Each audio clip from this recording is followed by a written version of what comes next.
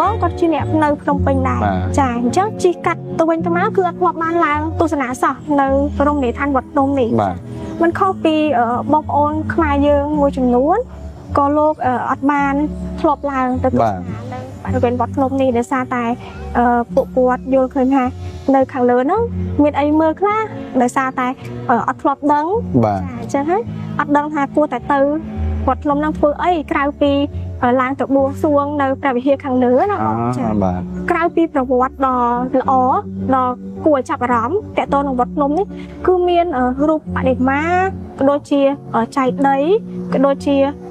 សំណង់ព្រះវិហារបាទអូព្រះវិហារហ្នឹងក៏បងចាប់អារម្មណ៍ដែរមានអាយុកាលយូរហើយ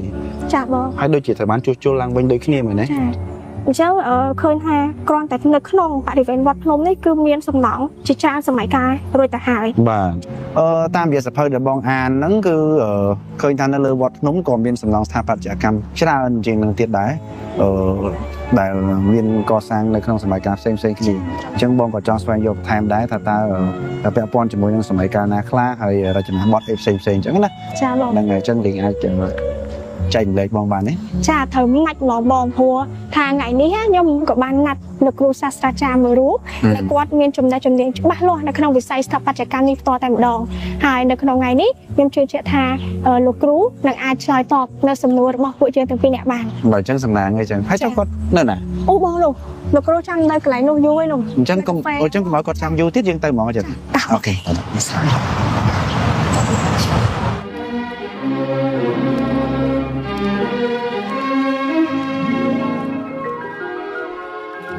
ជំរាបសួរលោកគ្រូជំរាបសួរបាទជំរាបសួរបងទាំងពីរបាទថ្ងៃនេះក៏ជាសូមអរគុណលោកគ្រូច្រើនមែនតើដែលបានផ្ដល់វត្តមានចាក៏ដូចជាផ្ដល់កិត្តិយសចូលរួមនៅក្នុងកម្មវិធីរបស់យើងដើម្បីចែករំលែកបទពិសោធន៍ផ្សេងៗទាក់ទងនៅក្នុងវិស័យស្ថាបត្យកម្មរបស់nóចាបាទប៉ុន្តែបងខៃបានជ្រាបទេថាលោកគ្រូជាអ្នកណាគេដែរជ្រាបតែជ្រាបមិនទាន់ជ្រៅក៏ជួយបន្ថែមបន្តិចមកជឿសូមលោកគ្រូជួយណែនាំខ្លួនបន្តិចបានទេចាបាទអរគុណបងទាំងពីរបាទលោកគ្រូគឺជាទី1លោកគ្រូជាស្ថាបត្យករអាស៊ានអូចាបាទហើយលោកគ្រូក៏ជាវិចិត្រករហើយលោកគ្រូក៏អាចថាជាសិល្បករដោយសារលោកគ្រូបានចូលរៀននៅក្នុងសាលាវិចិត្រសិល្បៈតាំងពីឆ្នាំ1979បានបន្តមកទៀតបានលោកគ្រូបញ្ចប់ការសិក្សាបរិញ្ញាបត្រនៅលោកបណ្ឌិតនៅ